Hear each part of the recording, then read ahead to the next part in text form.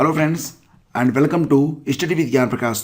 दोस्तों ये एक बहुत ही इंपॉर्टेंट वीडियो है जिसमें हम लोग रिवीजन करेंगे 1 से लेकर 10 जनवरी तक के जितने भी करंट अफेयर्स हैं उनमें से जो very very important current affairs हैं उसको हम लोग रिवाइज करेंगे। और सभी प्रश्न एग्जाम के लिए बहुत ही इंपॉर्टेंट है और इस बार कोई भी परीक्षा हो जो भी टारगेट आपने सेट किया है अपने लिए उसमें से करंट अफेयर्स का कोई भी प्रश्न आपको छोड़ना नहीं है, इसलिए ये वीडियो आपके लिए बहुत ही जरूरी है। कोई भी प्रश्न आपको इस वीडियो का छोड़ना नहीं है, धैर्य के साथ पूरा वीडियो आपको कंप्लीट करना है। और इस लेक्चर की पीडीएफ को अगर आप डाउनलोड करना चाहते हैं तो आप डिस्क्रिप्शन को चेक कर सकते हैं, वहाँ पर आपको लेक्चर की पीडीएफ डाउनलोड करने का डायरेक्ट लिंक दे दिया गया है। वहाँ पर क्लिक करेंगे और पीडीएफ आपकी मोबाइल में पहुँच जाएगी। तो आइए स्टार्ट करते हैं आज की वीडियो को। बहुत ही अच्छा प्रश्न है। पहला क्वेश्चन ये होगा कि मध्य प्रदेश के खास पुरस्कारों में से एक राष्ट्रीय तानसेन पुरस्कार का 96 यानी कि 96वां संस्करण हाल ही में आयोजित किया गया है। तो 2020 का जो तानसेन पुरस्कार है ये किसको प्रदान किया गया है, ये क्वेश्चन पूछा जा रहा है। और सही आंसर क्या होगा? सही आंसर होगा ऑप्शन, जी हाँ, ऑप्शन बी। दोस्तों इसके पहले ये प्रश्न हम डिटेल में डिस्कस कर चुके हैं, तो ये एक रिवीजन वीडियो है, तो इसमें हम ज़्यादा फैक्ट लेकर नहीं चलेंगे, सिर्फ टू द पॉइंट ही डिस्कस करेंगे। तो अगर आप पूरे फैक्ट को जानना चाहते हैं, डिटेल में वीडियो को देखना चाहते हैं, तो आप प्रतिदिन सुबह 5 बजे आइए हमारे चैनल पर। वहाँ पर आपको डिटेल वीडियो प्रोवाइड करवाए जाते हैं पूरी व्याख्या के साथ। तो याद रखिएगा सही ऑप्शन है इसका क्या? सही ऑप्शन है ऑप्शन बी। और 2019 में ये जो पुरस्कार था ये दिया गया था विद्याधर व्यास को, तो ये भी आपको याद रखना है, ठीक है। 2019 में विद्याधर व्यास और 2020 में पंडित सतीश व्यास को। और सतीश व्यास क्या हैं? ये संतूर वादक हैं, ये भी आपको याद रखना है। हाल ही में समाचारों में रहा शूलपनेश्वर वन्यजीव अभयारण्य, ये कहाँ पर स्थित है? तो ये जो शूलपनेश्वर वन्यजीव अभयारण्य है ये स्थित है कहाँ पर? ऑप्शन, जी हाँ, ऑप्शन सी, यानी कि ये गुजरात में स्थित है। काफी इंपॉर्टेंट क्वेश्चन है ये, इसको आपको बिल्कुल याद रखना है। अगला क्वेश्चन होगा in person of justice and autobiography, ये किसकी आत्मकथा है? तो ये तस्वीर क्या आप पहचानते हैं? ये हैं justice Rajendra Sachar, option A इसका बिल्कुल करेक्ट है। और दोस्तों एक सच्चर कमेटी गठित की गई थी केंद्र सरकार के द्वारा, कब की गई थी? 2005 में, जिसका उद्देश्य था मुसलमानों की शैक्षिक और आर्थिक परिगणना करना। जस्टिस राजेंद्र सच्चर, तो सही ऑप्शन है इसका ऑप्शन ए। अगला क्वेश्चन है हाल ही में चर्चा में रहा डिब्रू सैखोवा राष्ट्रीय उद्यान, ये कहां पर स्थित है? डिब्रू सैखोवा राष्ट्रीय उद्यान, और ये उद्यान कहां पर है? ये मिलेगा आपको ऑप्शन, जी हाँ, ऑप्शन ए असम में मिलेगा।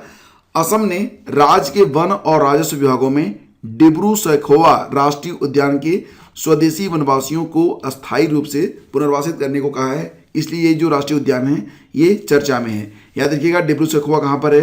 ये असम में स्थित है। भारतीय उद्योग परिसंघ यानी कि CII ने निम्नलिखित में से किस अनुसूची में पर्यटन को शामिल करने की मांग रखी है? पर्यटन को किस अनुसूची में रखने की मांग की है? सही ऑप्शन होगा ऑप्शन सी, 7वीं। और ये जो अनुसूची है वो समवर्ती सूची है, तो समवर्ती सूची के बारे में आप जानते हैं बिल्कुल, तो सही जवाब इसका ऑप्शन सी है। निम्नलिखित में कौन भारत के 67वें शतरंज ग्रैंड मास्टर बने हैं? ये हैं, और ये कहाँ के हैं? ये गोवा के रहने वाले हैं। नाम इनका क्या? ऑप्शन, जी हाँ, ऑप्शन बी, लियोन मंडूसा, ठीक है। तो सही जवाब है ऑप्शन बी, लियोन मंडूसा। अगला क्वेश्चन लेते हैं हाल ही में जम्मू कश्मीर और लद्दाख के नए मुख्य न्यायाधीश के तौर पर किसे नियुक्त किया गया है? जस्टिस इंदिरा गोस्वामी, जस्टिस पंकज मित्तल, हिमा कोहली, ये आपके ऑप्शन है। और सही ऑप्शन होगा ऑप्शन बी, यानी कि जस्टिस पंकज मित्तल को जम्मू कश्मीर और लद्दाख के नए मुख्य न्यायाधीश के लिए नियुक्त किया गया है। कोची मैंगलोर प्राकृतिक गैस पाइपलाइन का उद्घाटन 5 जनवरी 2021 को प्रधानमंत्री नरेंद्र मोदी जी ने किया। अब यहां पर क्वेश्चन ये है कि कोची मैंगलोर प्राकृतिक गैस पाइपलाइन का जो निर्माण है ये बनाया किसने है?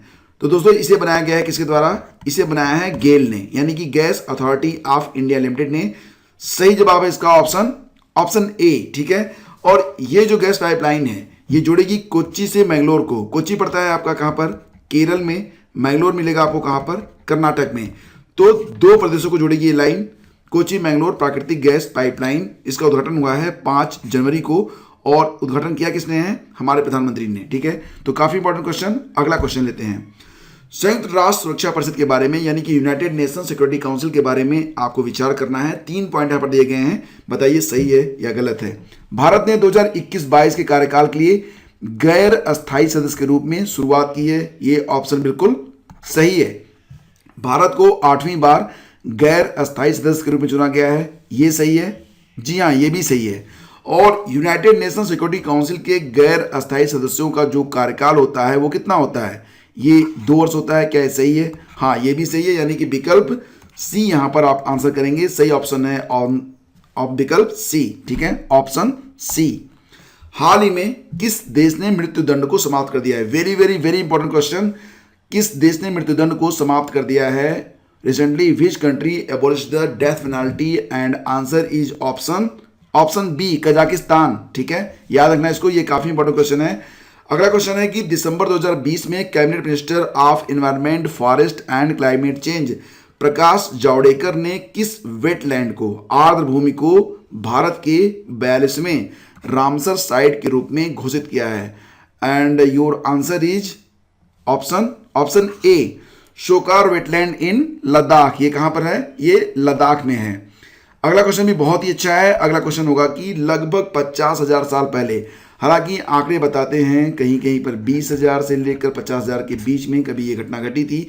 और ये जो डेड बॉडी मिली है ये क्या है? ये एक वुली राइनो है और ये बिल्कुल सुरक्षित है, इसके बाल, इसके टिश्यू सब कुछ सुरक्षित हैं। तो क्वेश्चन ये है कि लगभग 50,000 साल पहले धरती पर पाए जाने वाले वुली राइनो के अवशेष किस देश में पाए गए हैं? और आपका आंसर होगा ऑप्शन, जी हाँ, ऑप्शन ए, ये रूस में पाया गया है। मंगल अन्वेषण मिशन पर भेजे गए अंतरिक्ष यान तियानवेन-1 के जल्द ही मंगल की कक्षा में प्रवेश करने की सूचना मिल रही है। तियानवेन-1 किस देश का अंतरिक्ष मिशन है? And your answer is option C, ये चीन होना चाहिए दोस्तों। हालांकि तियानवेन-1 से यही लग रहा है कि या तो जापान का होगा या रूस का होगा या चीन का होगा, तो सही जवाब है ऑप्शन सी। नाम से भी कुछ कुछ गेस हो जाता है। अगला क्वेश्चन लेके चलते हैं। अगला क्वेश्चन बहुत ही अच्छा है। क्वेश्चन होगा कि हाल ही में तमिल अकादमी की स्थापना किस राज्य सरकार ने की है? तमिल अकादमी की स्थापना कहां पर हुई है? और ये स्थापना हुई है, सही जगह है ऑप्शन ए, दिल्ली में। और तमिल अकादमी के जो उपाध्यक्ष बनाए गए हैं वो कौन है? एन राजा को बनाया गया है, ठीक है, तो ये भी आपको याद रखना है। अभी हाल ही में इफी यानी कि international film festival of India की शुरुआत हुई है। ये 51वां संस्करण है जो कि 2021 में सेलिब्रेट किया जा रहा है। शुरुआत हुई है 16 जनवरी से, ये चलेगा 24 जनवरी तक, यानी कि अगर आज ही आप ये वीडियो देख रहे हैं तो अभी ये आयोजन चल रहा है। और ये आयोजन कहाँ पर हो रहा है? ये आयोजन हो रहा है कहाँ पर? ऑप्शन ए, ये आयोजन हो रहा है गोवा में। तो सही जवाब है ऑप्शन ए। दुनिया की पहली हॉस्पिटल ट्रेन किस देश ने बनाकर इतिहास रच दिया है? और इस ट्रेन, ये जो हॉस्पिटल ट्रेन है, इसको नाम दिया गया है क्या? जीवन रेखा, लाइफ लाइन एक्सप्रेस। और ये ट्रेन बनाई है किसने? ऑस्ट्रेलिया, भारत, पाकिस्तान और भूटान में से सही आंसर होगा ऑप्शन बी, अपने प्यारे भारत ने बनाया है लाइफ लाइन एक्सप्रेस। डिजिटल लेन देन को ट्रैक करने के लिए डिजिटल भुगतान सूचकांक यानी कि डिजिटल पेमेंट इंडेक्स, इसको कहेंगे डीपीआई। तो डीपीआई को किसने जारी किया है? फ्रेंड्स, ये क्वेश्चन बहुत इंपॉर्टेंट है, ध्यान से देखिएगा। इसको जारी किया है आरबीआई ने, यानी कि आपका सही ऑप्शन है आंसर ए। और डीपीआई कैलकुलेशन के लिए जो बेस बनाया गया है यानी कि आधार वर्ष बनाया गया है वो 2018 को बनाया गया है। और यहाँ पर जो कंपैरिजन किया गया उसमें ये देखा गया कि 2018 की तुलना में 2019 और 2020 में लगातार ये जो डीपीआई का इंडेक्स है ये लगातार ऊपर ही ऊपर जा रहा है। अगला क्वेश्चन लेते हैं। केंद्र सरकार के नए मसौदा विधेयक के अनुसार सिगरेट व तंबाकू उत्पादों की बिक्री के लिए अनुमति देने की आयु क्या होगी? अभी आप जानते होंगे कि सिगरेट और तंबाकू को बेचने के लिए जो मिनिमम एज थी वो 18 ईयर थी। अब इसको बढ़ाकर कर दिया गया है कितना?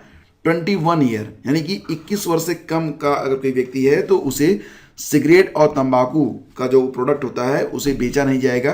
तो सही जवाब है ऑप्शन सी। इंडिया आर्मी के ह्यूमन राइट सेल यानी कि मानवाधिकार सेल के पहले एडिशनल डायरेक्टर जनरल के तौर पर नियुक्त किए गए हैं कौन?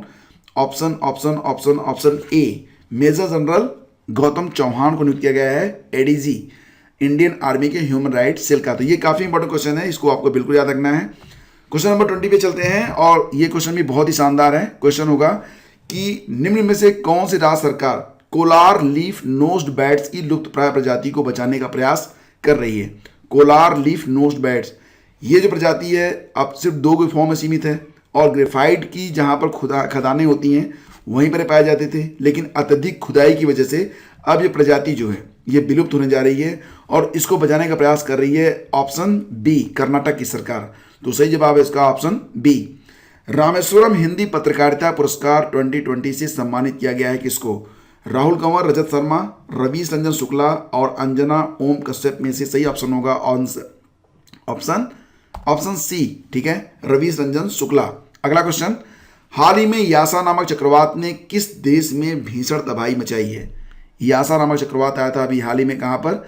म्यांमार, फिजी, वियतनाम, श्रीलंका में से सही आंसर है ऑप्शन बी, यानी कि ये जो चक्रवात था ये फिजी में आया है और फिजी की जो राजदूत हैं उनका नाम क्या है ये आपको बताना है कमेंट करके। उनको हाल ही में United Nation human rights cell का अध्यक्ष बनाया गया है, तो ये भी आपको पता होना चाहिए। कौन सा देश 2023 तक लकड़ी के उपग्रह को लॉन्च करने की योजना पर काम कर रहा है? और सही ऑप्शन होगा इसका विकल्प डी, यानी कि जापान। तो आगे बढ़ते हैं, अब क्वेश्चन नंबर 24 पे आ जाते हैं। एफएसएसआई के अनुसार सभी खाद्य रिफाइंड तेलों के लिए ट्रांस फैट लेवल कितना तय किया गया है? तो सभी जो खाद्य रिफाइंड तेल हैं उनमें अभी ये जो लेवल है वो 5% या इससे कम रखा जाता था, लेकिन 2021 में 1 जनवरी से लागू ये हो गया है कि 3% या इससे कम रखा जाएगा और 2022 में इसे घटाकर 2% तक करने की बात यहाँ पर कही गई है। WHO ये कह रहा है कि 2023 में ये जो ट्रांस फैट होगा इसको 0 करने का प्रयास किया जाएगा। किसान सूर्योदय योजना किस राज्य की योजना है? किसान सूर्योदय योजना किस राज्य की योजना है? और ये योजना है गुजरात की, यानी कि विकल्प बी हमारा बिल्कुल करेक्ट है। दोस्तों इस योजना के अंतर्गत किसानों को जो है सुबह यानी कि सुबह 5 बजे से लेकर रात 9 बजे तक मुफ्त बिजली उपलब्ध करवाई जाएगी कृषि कार्य के लिए।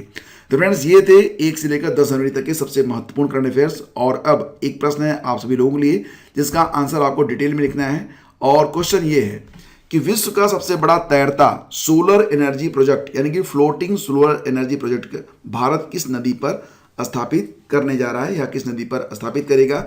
आपके विकल्प हैं गोदावरी, कृष्णा, नर्मदा और तापी। वीडियो अगर आपको पसंद आया तो इसे लाइक जरूर करना और इसे अपने दोस्तों में शेयर जरूर कर देना। अगर चैनल को आपने अभी तक सब्सक्राइब नहीं किया है तो सब्सक्राइब कर लेना और बेल आइकन को दबा देना, ठीक है। और ये जो क्वेश्चन है इसके आंसर को डिटेल में लिखने की कोशिश करना। मिलेंगे आपसे अगले वीडियो में। आगे दीजिए, नमस्कार, जय हिंद।